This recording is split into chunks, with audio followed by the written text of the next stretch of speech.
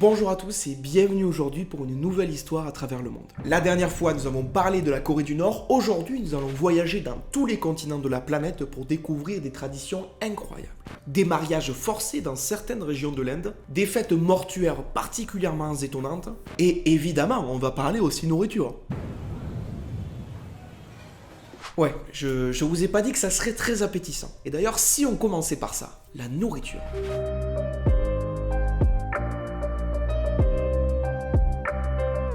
Alors je tiens à préciser que je vais vous parler des plats les plus insolites. Si je vous montre quelque chose, ça ne veut pas dire que le pays tout entier en mange. Voyons ensemble quelques traditions culinaires insolites. Premièrement, nous allons partir en Mongolie. Vous avez bu un petit peu trop de vodka, vous vous réveillez le lendemain matin avec la gueule de bois et vous demandez conseil à un Mongol. Voici donc ce qu'il va vous conseiller. Un bon verre de jus de tomate, de vinaigre et de jus d'œil de mouton. C'est pas une blague, c'est le remède traditionnel mongol contre la gueule de bois parce qu'il y a plein de vitamines. Et il faut les comprendre parce que le mouton, c'est un animal incontournable pour un pays aussi rural que la Mongolie. Pour leur laine, pour leur viande, pour leur lait, pour leur cuir. Je comprends si c'est pas forcément à votre goût, je vais donc vous proposer le muktuk, qui est une friandise venue du Groenland. C'est un petit goûter à base de viande de baleine et de peau séchée de celle-ci. Ça peut venir de différents types de baleines, en général c'est des baleines boréales, ça peut venir aussi des baleines blanches qui est une autre espèce. Et c'est un encas qui est extrêmement populaire là-bas puisqu'il est riche en vitamine C. Et ce sont surtout les tribus d'Inuits qui consomment cela et ça peut être mangé frit, congelé, cru. Et c'est tellement populaire qu'on peut retrouver des vidéos ASMR de muktuk. Alors après, si on part vers l'Asie, il y a pas mal de choses un petit peu insolites et qui viennent de la Corée. Et le pire pour moi, je pense que c'est le sanakji. Si vous savez pas ce que c'est, tant mieux, parce qu'en voici un petit extrait.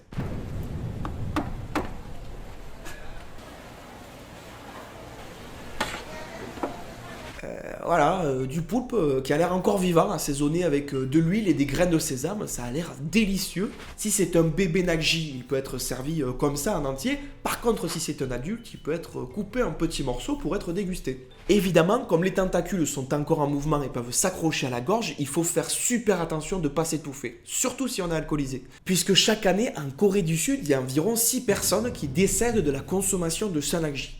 C'est pas une blague. Effectivement, c'est un peu tragique. Et si on part du côté plutôt quand même de la Corée du Nord, on a un plat traditionnel qui s'appelle le bonsintang.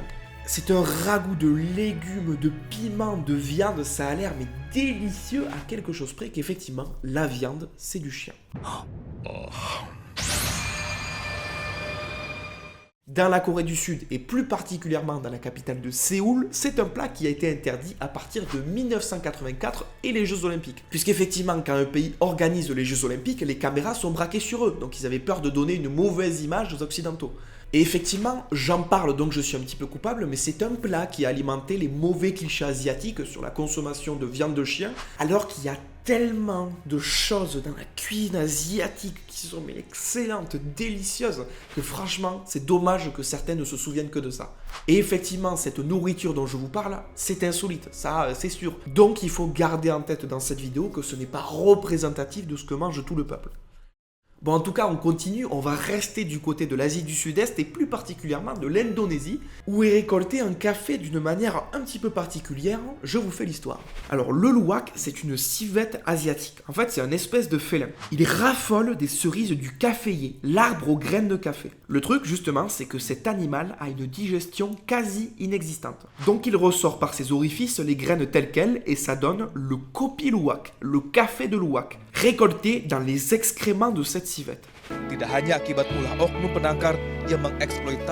Alors pourquoi on fait ça? C'est simplement parce que la digestion du luwak a un effet bénéfique sur les graines de café, puisque ça va venir lui apporter des enzymes et des acides aminés. Et c'est un café qui peut se vendre très cher dans le monde entier, puisqu'effectivement les luwaks deviennent de plus en plus rares, ils sont aussi chassés pour leur viande.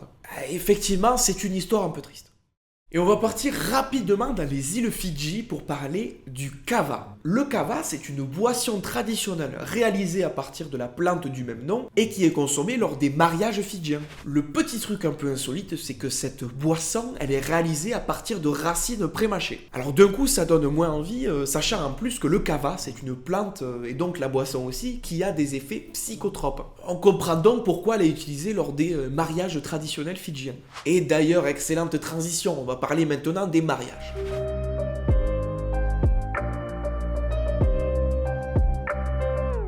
Effectivement, au niveau des mariages, il y a des traditions à travers le monde qui sont extraordinaires. Et cette fois, on va retourner par chez nous, on va partir en Écosse, et plus particulièrement dans les Highlands, les régions nord du pays. Et effectivement, juste avant sa cérémonie de mariage, la femme peut subir un traitement un petit peu humiliant, puisqu'elle va être recouverte de boue, d'aliments pourris, de plumes, de bière. Et selon les pures traditions, elle devrait effectuer une marche de la honte dans les rues de la ville. Shame! Et en Europe, il y a une tradition que j'aimerais bien voir de près, c'est en Grèce, ce sont les money dance. On attache littéralement des billets, donc de l'argent, sur la robe de la mariée, parfois aussi sur le costume de l'homme. Et vous l'avez compris, c'est censé donc porter chance et amener la fortune au couple des jeunes mariés.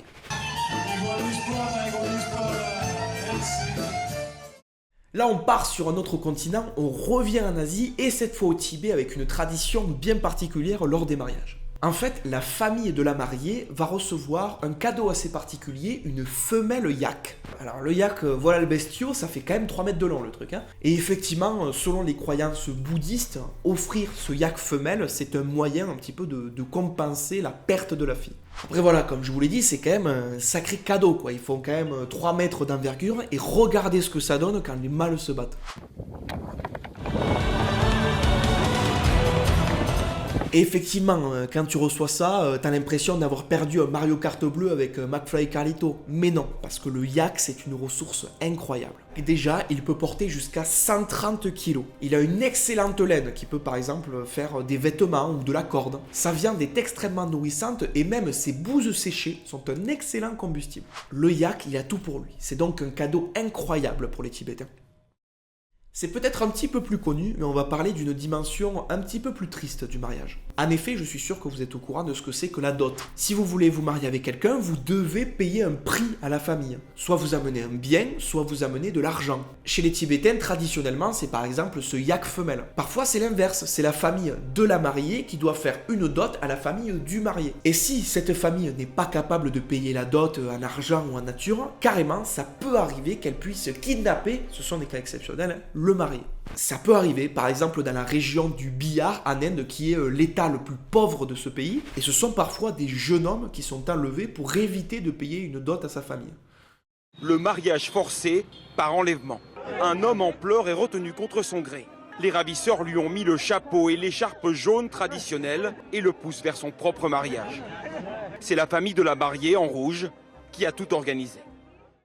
On estime à peu près qu'il y a 300 Indiens qui sont enlevés de force pour être mariés. C'est clairement très particulier et c'est quand même une niche, parce que la région du Bihar, comme je vous l'ai dit, c'est extrêmement pauvre. Ça se faisait aussi dans d'autres pays, mais les choses ont quand même évolué. Par exemple, on fait un petit peu semblant parfois dans certaines communautés chinoises.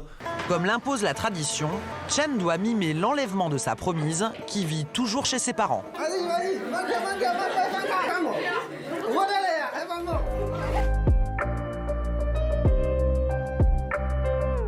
Vous l'avez donc vu, j'avais envie de consacrer un chapitre entier à la Chine tellement il y a de traditions insolites dans ce pays. Déjà par exemple la sieste. La sieste c'est tout un art en Chine. L'article 43 de leur constitution indique qu'un repos est autorisé pour les travailleurs. Alors on se doute que ce fameux repos est sélectif, je pense que pour les Ouïghours ils en ont pas trop. Enfin bref, retournons dans les grandes villes où la sieste chez les Chinois, ça peut s'appliquer à n'importe quel moment de la journée. Sur des bancs, sur des bureaux, par terre, sur des scooters, si vous tapez sieste chinois sur Google, je peux vous dire que vous avez une galerie qui est incroyable.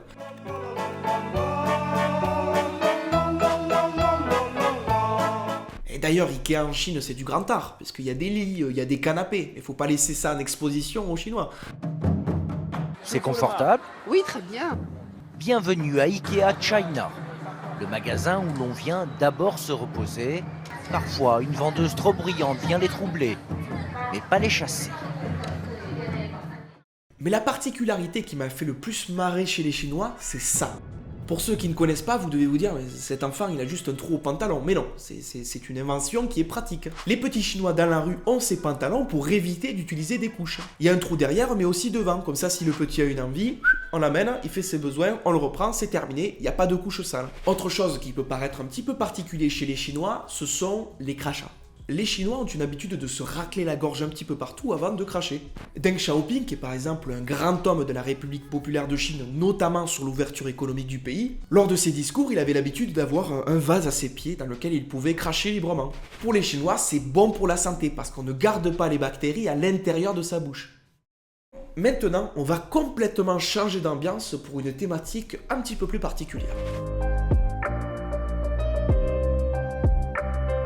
Sujet un peu triste, mais justement, c'est pas le cas pour tous les pays. Déjà, si on voit la palette de couleurs qui est associée à la mort, elle est complètement différente en fonction des différents pays du monde. La couleur du deuil, ça va être par exemple le bleu en Iran, le jaune en Égypte, le rouge en Afrique du Sud. Chez nous, ça va être le noir. En Chine, ça va être le blanc. Pourtant, le blanc, chez nous, c'est la couleur du mariage, quoi. Le Mexique a, je trouve en tout cas, la plus belle façon de rendre hommage à ses défunts. Chaque année, du 1er au 2 novembre, on a le droit à la fête des morts. Une fête nationale où on peut se rassembler dans les rues. On se déguise, on crée des petits hôtels à l'intérieur des maisons pour rendre hommage aux défunts. On va couvrir cet hôtel de décorations en tout genre et surtout, on va préparer un festin pour le disparu. On va lui préparer des plats, disposer des sucreries. Il y a même ce que l'on appelle le pan de la muerte, le pain de la mort.